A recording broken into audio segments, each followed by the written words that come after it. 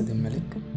واحنا صغيرين اتربينا على قصة واضحة إن موفاسا هو الأب الحكيم والعادل، وإن سكار هو الشرير. بس تفتكروا كده الحكاية كانت بالبساطة دي، ولا في تفاصيل تانية كان ممكن ناخد بالنا منها؟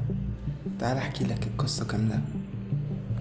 لو جينا كده بصينا لموفاسا بعين تانية ومن زاوية تانية هنلاقيه كان قائد عظيم، بس اسلوبه كان صارم. كان مؤمن بحاجة اسمها دايرة الحياة، بس يمكن التفسير الضيق بتاعها خلاه يتعامل مع أطراف تانية بحذر شديد، زي الضباع مثلا اللي يمكن كان ليهم حق يحسوا بالتهميش في مملكة هم أصلا مش حاسين فيها بالأمان. وعلى الناحية التانية لو بصينا لسكار بنظرة تانية هنلاقيه كان مجرد شخص مقهور ومظلوم، مجرد ان الفرصة اتصدرت منه علشان هو اخو الملك. بس ده ما بيبررش ابدا اللي هو عمله، بس بيخلينا نفهم ولو ليه الدرجة اللي تخليه من الغل والحقد صراع عائلي على السلطة، كل طرف شايف انه الأحق.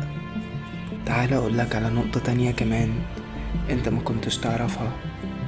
عارف ان فيلم الاسد الملك هو اصلا متاخد من فيلم الياباني اسمه كيمبا الاسد الابيض؟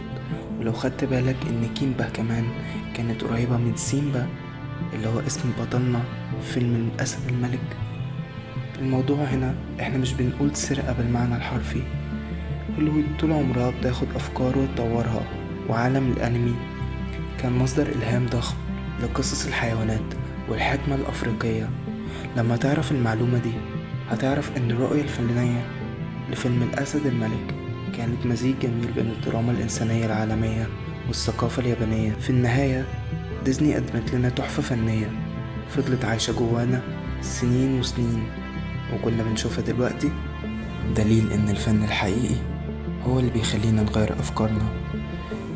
قولي في الكومنتات بعد ما شفنا الموضوع من الزاوية دي، هل شايف ان سكار كان ليه عذر في غضبه، ولا موفاسا كان الملك المثالي ومفيش زيه؟